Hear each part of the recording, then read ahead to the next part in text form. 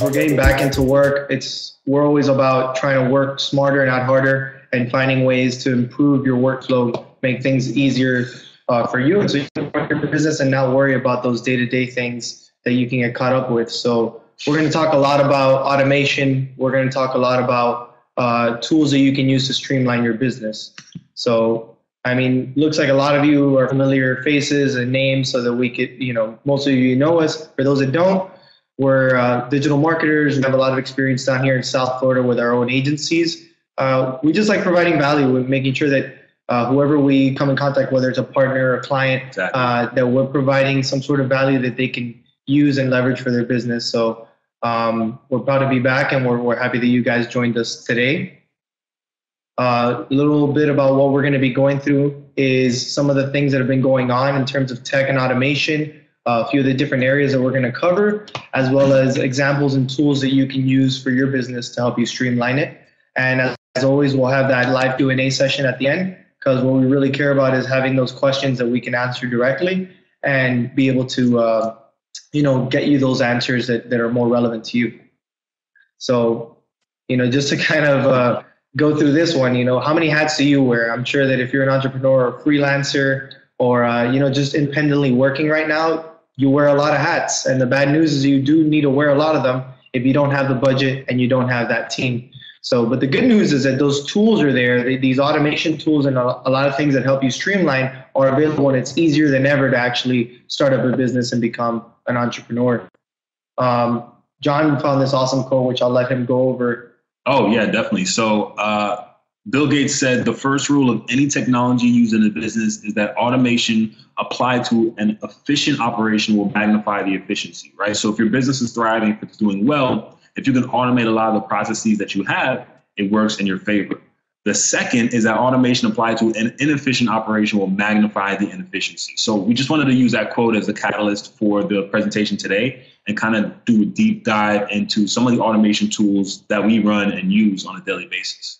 Yeah, I mean, the point here is making sure that you have an operation that already works. It's not like just adding some sort of tool is going to make this operation work better. If it's a bad operation, exactly, if it's not working, it's not going to make it any better. So you do have to set yourself in order to make sure that how you're running things is already a good workflow. You just want to make it more efficient, a little bit faster. So, exactly, you can tell that these days, the Internet of Things, a lot of things that are interconnecting your phone devices are all talking to each other. And as that grows, you can tell in 2015, there was about 15 billion devices. By 2025, they expect that to jump to 25 billion. So it's only going to get bigger and better. And with that comes more integrations, more automation, and better opportunities for you to improve your workflow along the way. And ultimately, this is what we want out of today, for you to be able to save some time when you run your business and you can do it more efficiently. So I'll let John go over some of these topics and get into the first one that we'll be covering. Yeah, so these are kind of three items that we use to automate a lot of things. Uh-oh. Anthony, you said you lost audio. If you guys can hear us, go ahead and type a 1. Just want to make sure you guys can hear us clearly. Okay. All right. Anthony, you're just using the phone, right? Okay. Hopefully awesome. Oh, wow. Cool. Okay, cool. Anthony, let us know if you have any issues moving forward, and we'll just keep pushing. If in any event, if you can't hear everything that's going on, we'll in about a week we'll have this live on the website as well, so you can always go back, read it. We're also going to be posting all of the presentations on SlideShare with links to access all the links that we talk about. Yeah. So the three things that we like to automate, because, we live in South Florida, so we wouldn't like to stay on the beach while your business is still running efficiently, is accounting and legal, marketing, and project management. So we're going to break down some tools that we actually use to run our businesses. Vanessa, will that be emailed? If you want a direct email, if not, you can join our Facebook group and we'll post it all there. Yeah, we'll post full access on the Facebook group. That way, that'll be kind of the hub. So anything that you need, you can pull from there. Yeah. And there's going to be a few links in this one actually that we'll go over. Yeah. Same, and when the presentation. Yeah, we'll definitely share that as well on the Facebook group. It'll be our Everton, what is up? How's it going, man? Okay, so first we'll do a deep dive into some accounting and legal stuff. You want to go ahead and start? Yeah, you can go for it. I mean, the first one is I use Wave. You use FreshBooks. It's a few of the accounting softwares that we choose to use for our business. I think it's like a lot more UI friendly and it integrates with a lot of stuff. This one specifically, FreshBooks, which you use. I don't know if you want to give them a little bit more of a rundown on it. So all of our accounting stuff runs through FreshBooks. Essentially, you can create invoices, you can track all of your expenses. Great thing about it is if you have a business credit card, for example, you can link your business credit card where any expenses that you use on that card are automatically pushed to FreshBooks or Wave. FreshBooks or Wave, they're the two best, I think. Of course, there's QuickBooks and there's other ones, but these are more user-friendly. They're easy to use, and they also have mobile apps that make it easier. Vanessa, these companies are more forward-thinking in regards to digital, so they have a lot of integrations. They work really efficiently, and they're super, super easy to use. We also set up clients on automated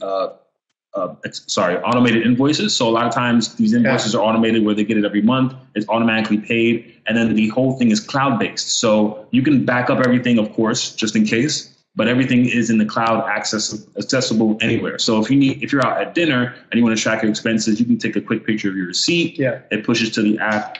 And I mean, Wave and FreshBooks, I don't really know the main differences. I've used Wave for e-commerce, but. Yeah. I mean, I use Wave. I have a paid account with Wave specifically because I run my payroll through them as well. So they offer that option, and you can also be able to do the invoicing recurring on a monthly basis, biweekly, however you charge your clients. So I think QuickBooks, what they did is they started seeing that FreshBooks was coming up and they started mimicking a lot of the stuff that they were doing. You could tell by the UI, you could tell by the way that it looks now, and as well as the subscription model. You used to have to pay up front a lot of money for QuickBooks as opposed to how these two came about and just did like a monthly fee. Yeah, and FreshBooks, for Wave is free, and then FreshBooks was free up to $5, but I think it's like $20 now, and it's about $35 for unlimited clients. Yeah. This is just a view of what the dashboard looks like. As you guys can see, it's super clean, really easy to use. On the left-hand side, you have invoices, clients, expenses, and projects, and then it also has time tracking. Do any of these APIs into some CMS or CRM? Yeah, now they integrate into CRMs like Salesforce, where you can push any information regarding your clients and information to that CRM. Yeah, we're actually going to be covering that later on in the presentation, so it actually fits in perfectly. Awesome.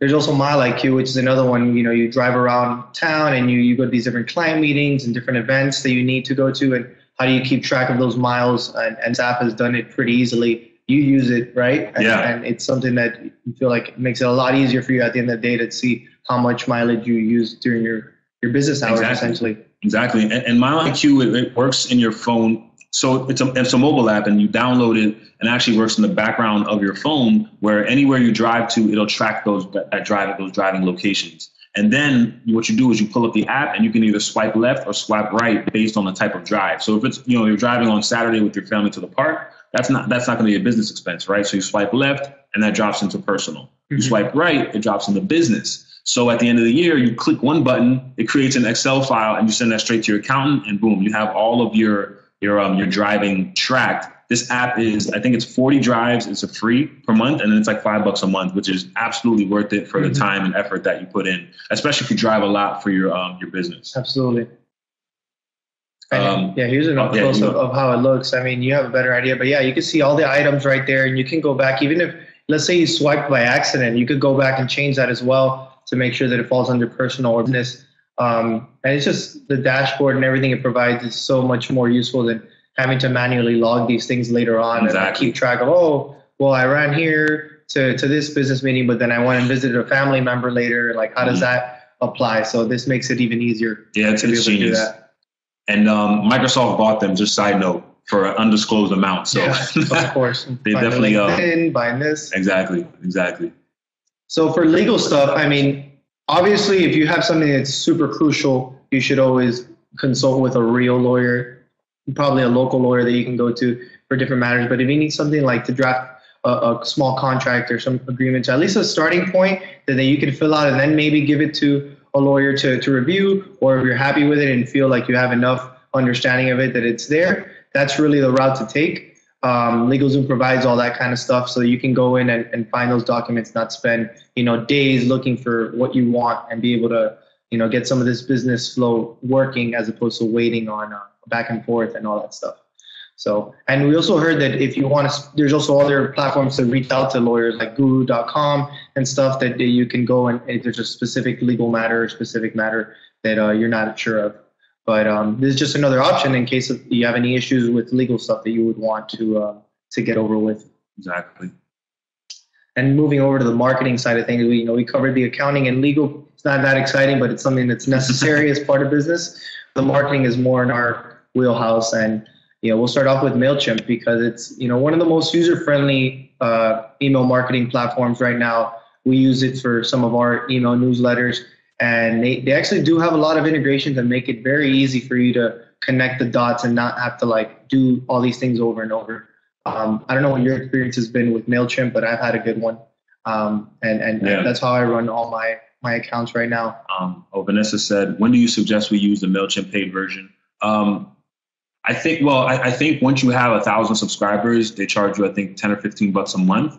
But if you're going to try and introduce some automation to your emails, meaning if you're going to do abandoned carts, if you're going to send out drip campaigns, you definitely want to have the paid MailChimp account because then you're able to set up those automation captures for your prospects or whoever you're trying to go for. So if you're kind of just having an introduction to just your email marketing, you could probably get away with the free one for a while until you reach that 1,000 subscribers threshold. And then you might want to think about automating some of those emails to really increase your follow-ups. Yeah. And I mean, some of the things that you can do, like you said, you could connect it to an e-commerce store. You can do stuff that connects so it can tell you when there's been an abandoned cart. You can hit them up with an email that follows up. So in this sense, it starts integrating with your processes to know that, all right, well, this person visited the website, they went through this funnel and they actually ended up leaving the cart. What are you going to do now as a result? You hit them up with a follow-up campaign and you could set this up automatically. So those are the kinds of things that you can do to make sure that you stay top of mind with your consumers, so you can follow up and stay, way more connected with your customers along the way. Exactly. I agree. You're welcome, Vanessa. No worries. So, and then here's another thing that takes it to another level. When you talk about Zapier and if this then that, it's really where they start connecting the dots for you. So the first one you can see up there is, if you get a Facebook lead ad, and you could connect it so it automatically imports to your MailChimp list. You don't have to go in there later and export that and manually input those. You could already set up a Zapier that will connect those two.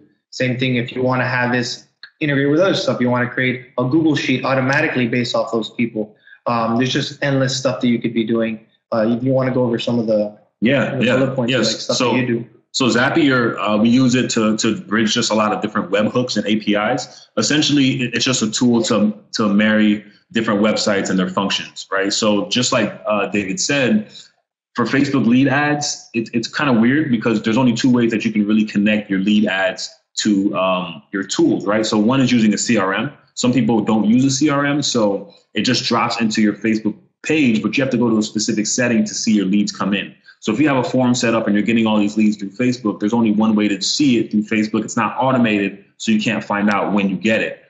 With Zapier, you can set it up so it drops into a Google Sheet and notifies you. If I go to the next page, I'm going to show you guys some of our Zapiers. So we get an SMS text whenever our type form is filled out. So anytime we send this form for clients that are getting inducted into monthly marketing or anything that's coming up, I get a text saying, hey, they just filled out the form. Okay, great. Now I can log into the Google Sheet and see all their information organized.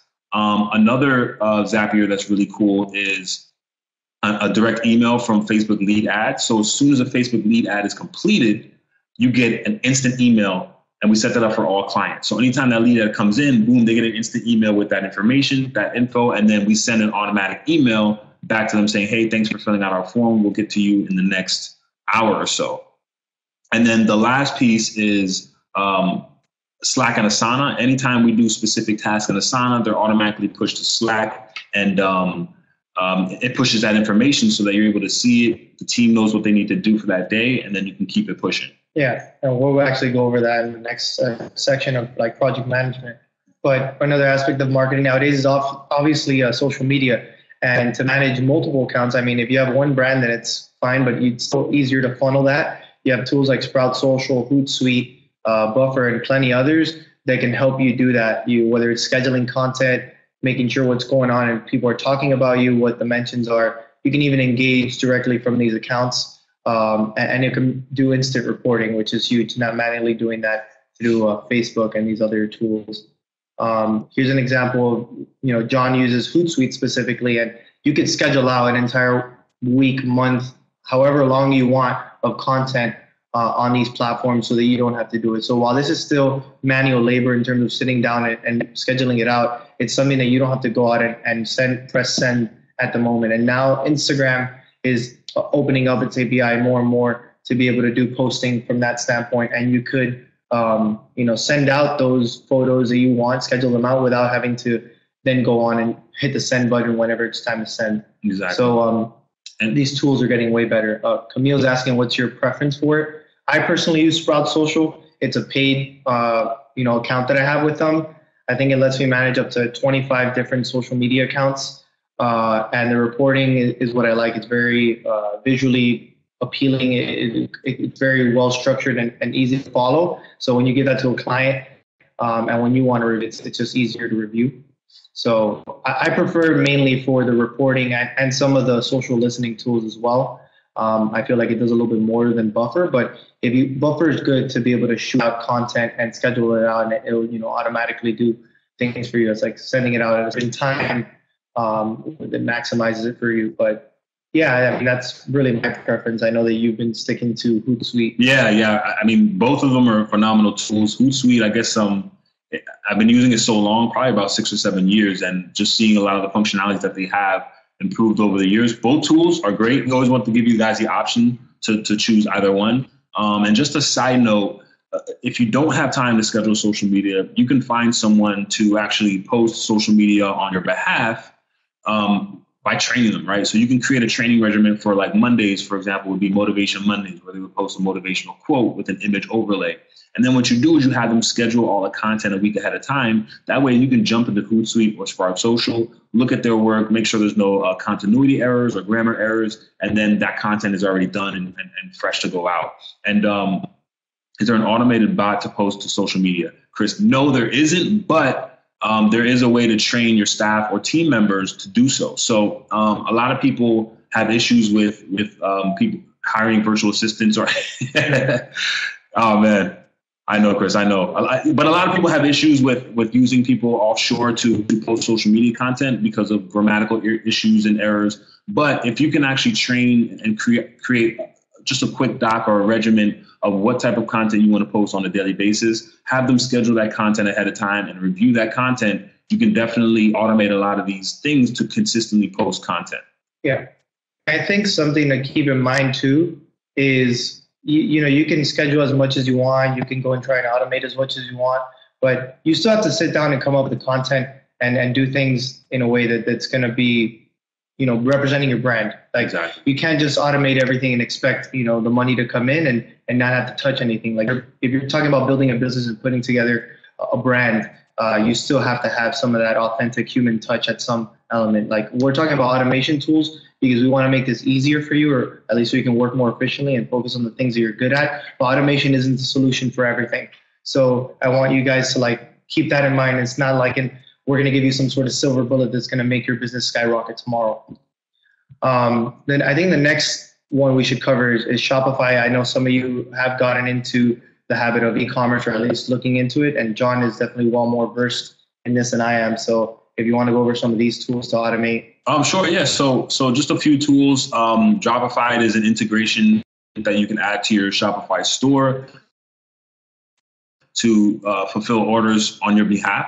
So if you have orders or products that are from different locations, it can integrate it into this app and automate the process where once someone purchases on the website, it automatically fulfills that order and pushes it to that individual. So it's really, really super user-friendly, really easy to use.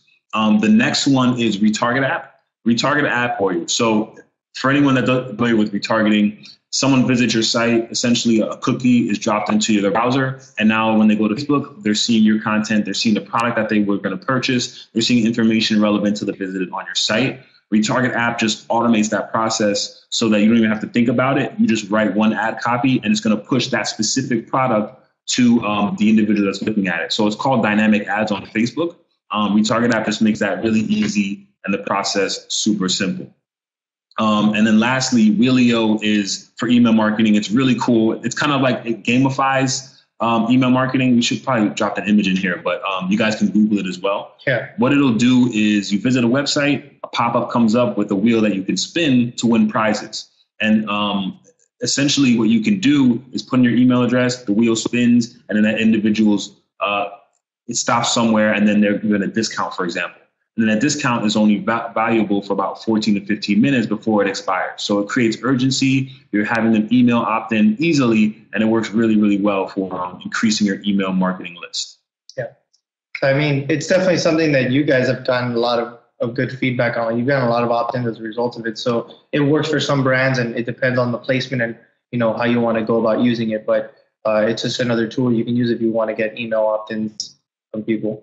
The next phase is project management, and Loom is just one of those tools you can do to show tutorials, to show step-by-step processes to your team, whether they're remote, whether they're even in-house, and just being able to do that and have you at the bottom left, bottom right corner speaking and showing every step of the way. It's super user-friendly, it's clean and easy to use. So John has way more experience with this. He uses with your remote team. So I think I'm gonna get the charger for this, but okay. Go on ahead. Yeah. So David's actually the one that told me about Loom.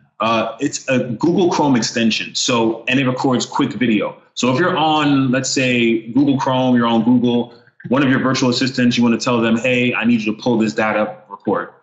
You just basically hit the Loom button on your Chrome extension. What happens is it makes it so you can screen record without any additional tools or anything else. Let's say I make that video of what they need. Once that video is done, I push the button and it gives me a specific link. And then with that link, I can share that with my virtual assistant, friends. We use it a lot for clients, and it works really, really well. So if we see an SEO spike or if we see anything going on with the client, I'll go into SEMrush or one of our platforms. I'll say, hey, look at this big spike in traffic. Make sure you guys check this out, and send them a quick video. They love it because it's in real time, it's fast, and they can just click the link and watch a video as opposed to reading an email. Yeah, for sure. David said, do you happen to know of any apps or sites that can integrate Etsy and Square inventory sales? That's something I haven't specifically dealt with. Sites that integrate Etsy and Square and inventory. Yeah, that's a good question. I'm not sure. We could ask a few. Dan. Yeah. And we'll have more. We'll answer all your questions. Yeah. At the end as well. Website? Yeah. Let me go ahead and plug it in. Yeah. The big thing is. Yes. Yeah, Chris. We're going to send it out post, and we're going to actually upload all of the past presentations as well with all the active links in it. Yeah. Sure. Yes, sir. Cool. And here's basically like a review. Yeah. These are some of the videos that you. Yeah. So I'm always making videos for clients. I might make a quick report recap. I'll even go through the website in real time doing these videos. So if we're doing a website for a client, I'll pull up and say, hey, this is what the website looks like. This is what it looks like on mobile, on desktop. These are the changes we made. It's just really quick and efficient. David said, thanks, guys. Sorry for asking late. No problem, David. No problem. But it's really, really easy and super cool and it's also free. So check it out. I think it's useloom.com. Make sure you guys check that out when you can. But it just fixes so many things. Instead of sending an email, make a quick video and send it to your team. For sure. June, we're going to be uploading it on SlideShare. So we're going to upload it on SlideShare, and then we're going to share the links to all the presentations in the Facebook group. So make sure you guys are part of the group so you can get all that info. We're not asking for you guys an opt-in or anything else like that. We want to just provide you with value. Yeah. So, and here's some of the dashboards that John has put together so you can review. Do we have a link to the group? We'll have that at the end. Okay. Yeah. We have everything, and we'll do a call to action as well. You just directly click from there and join. But in terms of these dashboards, you've used a lot of these, and it's cool because specifically, right? Yeah. And they just help you have custom dashboards that you can look at whatever specific thing, SEO, social media, and we have these all hyperlinks, so you will be able to check them out and see how they look and kind of get ideas from them and see how you can leverage them once we upload them to SlideShare. Yeah. But I don't know if you had any specific points you wanted to cover on these that you use. Yeah. So with analytics, I know sometimes when you go into a lot of analytics, there's a lot going on, right? You're like, okay, what do I need to look at? What things do I need to focus on? These dashboards just aggregate all that data so you can just see the important stuff. So if you just want to see general analytics, so you want to see how much traffic you're getting, what the top pages are, you basically just click this dashboard and it pops up on analytics with just that information. So you're not looking at a whole bunch of different content. Now, if you want to see your SEO dashboard and how your organic traffic's doing, you just click the link, add it to Google Analytics, and you'll be able to access that dashboard easily. So we're going to make sure we have these links for you in the presentation after. We apologize we didn't do it before, but we'll definitely do it right after the video. Yeah. So we were talking about this earlier with Slack and Asana. We use this a lot internally and as well as with our other teams. Slack is just huge right now in terms of being able to manage your project and have your team communication all funneled through there. And just distributed through different channels as well within it. So it's good. I like it a lot. And the integrations that it comes with are, endless. If you want to go back to Zapier and if this and that to see how you can connect it with each other, with your email, with Facebook, all these kinds of things, just to make communication a lot easier. Like with one of my clients, there's always adding different events, and I have the Google Calendar automatically import whenever that new event comes in, so that I get a notification going, hey, they just had an event, so it's automatically on my radar, and I make sure that it doesn't slip through the cracks. So little things like that. What's some of the integrations or things that you've used between these two that you feel are like the most? Anytime someone's complete, so a task is completed in Asana, it's automatically pushed to Slack in a specific channel. So if, for example, we have a website project that just got completed, it hits complete. Now everyone that's a part of that project gets a notification, hey, the project's complete. Now this is the post-op stuff we need to work on. Yeah. David Gutierrez asked, how do these platforms differ from Basecamp? Should we answer now or just like, we can answer now, right? I think Basecamp is more so the flow of the job. I haven't used Basecamp in a few years, but it's more so, I don't know. I haven't used it in a while. I mean, I feel like it really goes down to preference. I mean, some people like using Trello. Some people like using a bunch of different ones as well. So it really goes down to how your team works and what works best for that group of people. There's not really a solution that just makes it good for that. Are any of these programs HIPAA compliant?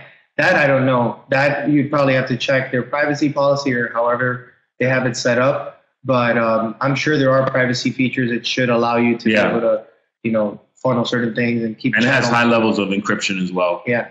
So I'm not sure if, it's HIPAA compliant specifically, but they definitely do try and create a bunch of different features to make it private, or you want to have discussions with only certain members of the group.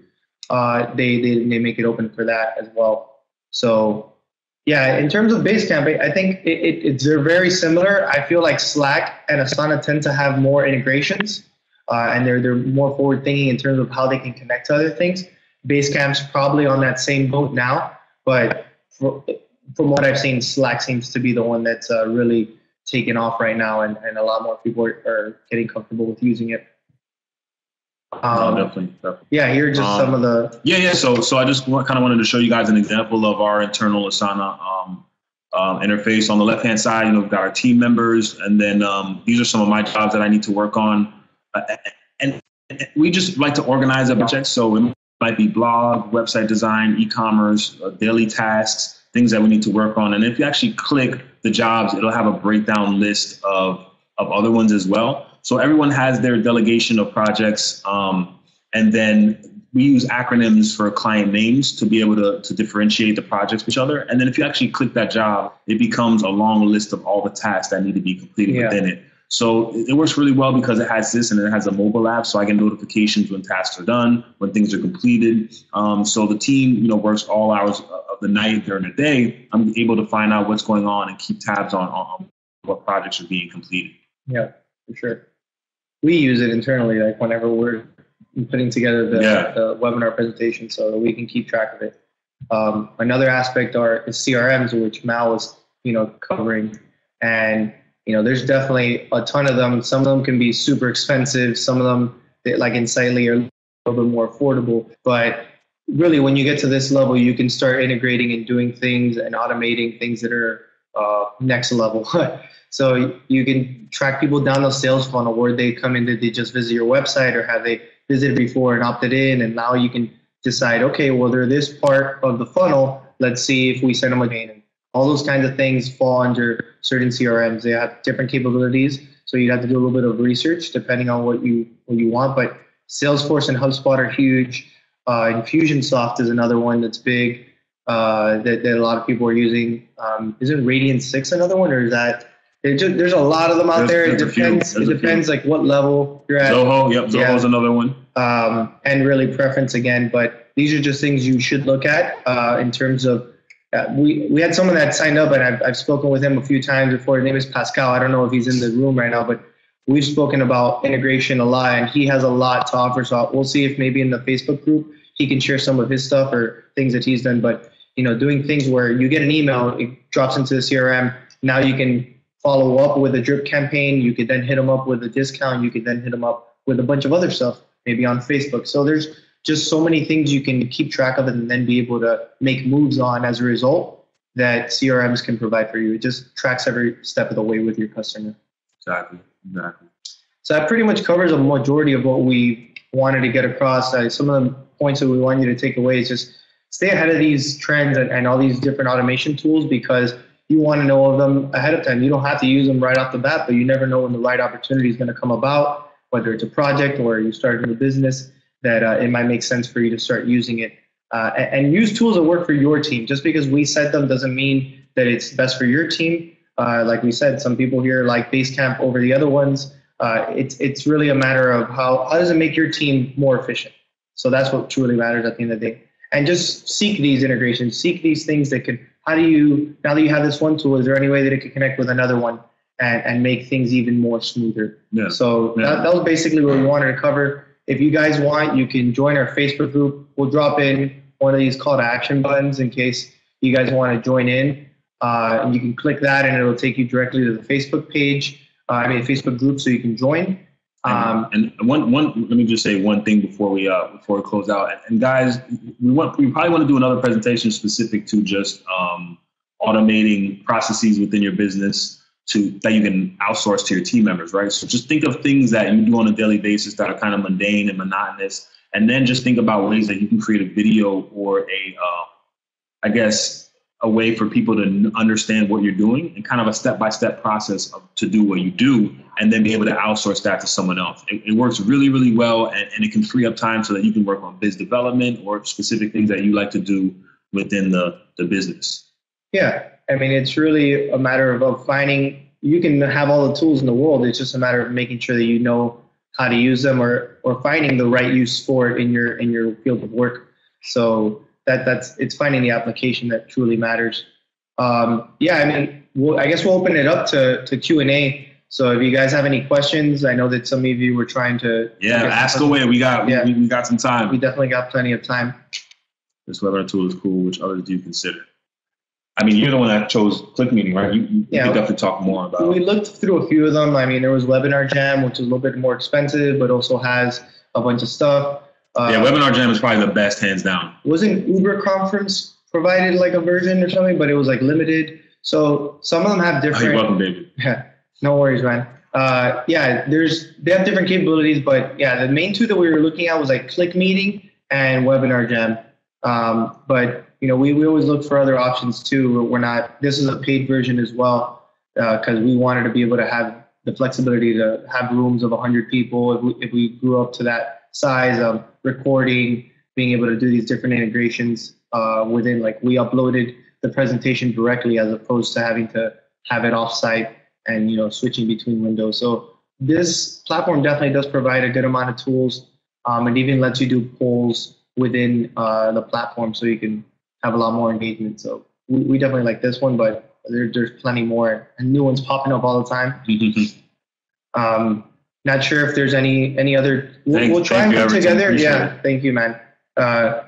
We'll try. We're actually going to be doing another one, and we try doing this monthly. We're actually here at our friend Dan Damas's house, and home base for Epic, and we're actually collaborating on the next one as well. Yeah, we should probably bring him in, right? Yeah, Dan, if you want to come over so you can. So Dan is the owner of an e-commerce brand that's just been blowing up. People are actually getting tattoos of his brand, which is pretty insane. Mr. DieEpic.com himself, Dan Damasa. Thank you for having me on. He's going to be our special guest. I don't know if you want to say anything to the peeps. No, can't wait for the next one. Let us know what questions you have, and we're really excited. We love giving back. Grant. Yeah, I think the big thing we're going to cover has a lot to do with like brand advocacy, building up your tribe, and getting these people to really support your brand and become ambassadors of it, and how he's been able to do that over the last few years with Ep.6. So it'll be a cool little case study, a cool little diving deep into a brand that's done it, and thinking of ways of how you can apply it to your brand. So we'll set the date. Like we said, everything is going to be on the Facebook group. So we'll be able to provide that to you. Denise, yeah, this will be fully recorded. We'll be able to show you the recording within the week, and you'll be able to look at it and hear it fully clearly. I know the connection issues can be an issue sometimes, so no worries about that. Any other questions, guys? Any concerns, inquiries? Yeah, well, definitely. Now that you're signed up, that's a funny part. So yeah, we actually were thinking about doing an in-person one for the Miami people. We're actually thinking of doing it at Lincoln's Beard. So if you want to, talk about marketing and running your business, if you want to grab a couple brews and you want to be able to so we'll definitely be trying to do stuff on a local level so that we could talk about this, have like a little meetup, and go from there. WooCommerce. We use WooCommerce specifically for WordPress sites, but most of us are now switching over to Shopify. Have there been any tools that you use with WooCommerce that? I would definitely set up checkout automation for Google Shopping is a good one for WooCommerce. I'd also recommend doing cart abandonment. They have a few cart abandonment plugins. The thing with WooCommerce is a lot of the features, additional features, you need specific plugins to have. So I would probably do a search for the best plugins for WooCommerce to expedite your shopping process. There was one WordPress plugin that actually connects with Facebook, and it lets you create these custom audiences based off your WooCommerce activity. So again, like abandoned cart or repeat customers or stuff like that. And it'll automatically create those audience for Facebook. So instead of you having to manually do that or segment it. So I can't remember the name of that one. I think it was Ad Espresso was the company that created the plugin. So I would look into them. And I don't know if it's free or if it's paid, but that was one thing that I thought was interesting. I just don't happen to be using WooCommerce right now, so I haven't used it. And Annabelle, another thing is I would probably they have a plugin for if you don't have your Facebook pixel installed on WooCommerce. They have a plugin, I think it's called Get My Pixel, where it'll install the pixel and actually install it on the cart and checkout. So that way you can set up purchase intent ads on Facebook down the road. Yeah. CMS, Oh, man.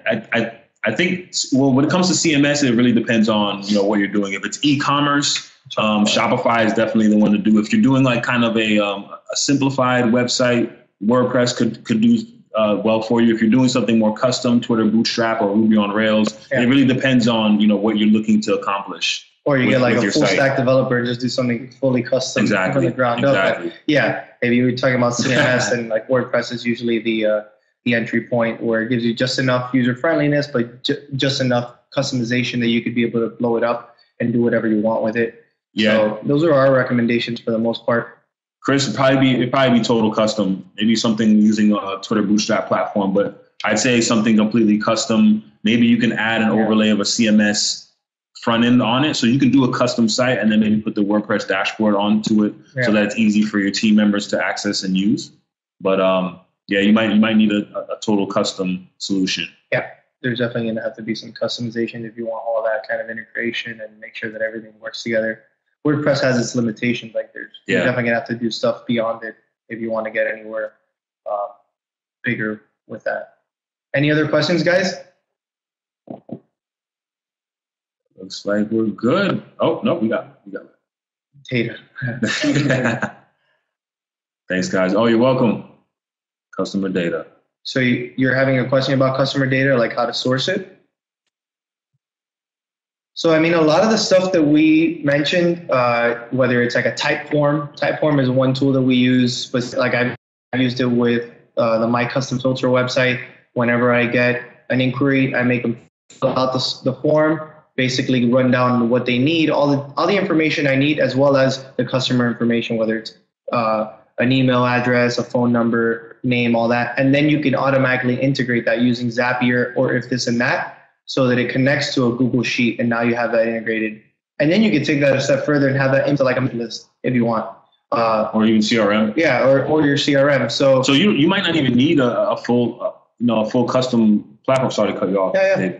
But you could probably use WordPress and then integrate the form with your CRM, and then, or even use lead pages to push that data straight to your CRM. Doesn't Google have forms now? Google has some, like you could create forms, and that, I'm sure there's integrations with that as well. So it just depends what your flow is and what you're trying to get. And with that, you could do an integration through Typeform or whatever other form that connects with your CRM or with your MailChimp account, so that you could automatically make a list. So there's plenty of options for you. It's just a matter of how's the Facebook forms capturing data. Yeah, go for it. I think that integrate to newsletter sign up. Let me see. So okay, so how is the Facebook forms for capturing data? That could work too. You could have, so you can set it up where the Facebook forms are actually completed on site, so on Facebook, so you don't even have to leave the platform, and you can customize the form to your needs, right? So you can put first name, last name, email, whatever information you want to capture. You can add fields. You can integrate that with your CRM, or you can integrate it using Zapier so that it pushes to a Google Sheet or any other doc that you want. So, and then plus you're notified instantly once that happens. So that can actually be done on WordPress, lead pages, basically any platform that you're comfortable with. Denise said integrate to newsletter sign up. Yes, you can integrate it to your newsletter sign up. Does it have integration with Constant Contact through Zapier? Yeah. So for sure, you should easily look into Zapier and If This and That. Would you be interested in doing an integration in person? Definitely, yeah. Yeah, absolutely, June. So there's plenty. A seminar. Oh, a seminar. Yeah, we actually, so if you go to levelupwebinar.com, at the bottom, we have a form where we do private sessions, we do consulting as well. So fill out that form, let us know, and then we'll get back to you as soon as possible with some times and dates where we can set up a seminar to really do a deep dive of this stuff. Yeah, I mean, a lot of the stuff we're doing here is covering overview of topics, but we're looking more and more to do stuff where it can be in person. I mean, it all depends on the opportunities. Mostly we're based out of Miami, so that's where a lot of the stuff would be doing. But if this grows big enough, we're willing to travel or do stuff that can at least reach a broader audience and do a little bit more personal, events. But yeah, feel free to send us some info and maybe we can set something up. And guys, be sure to join the Facebook group. We post everything in there. Yeah. That's basically the hub. I'll post it again. And then Dan is going to be in our next webinar. We're going to be doing a live in-person event that's going to be pretty dope. So a lot of good stuff coming up, and of course, everything is tailored to provide value.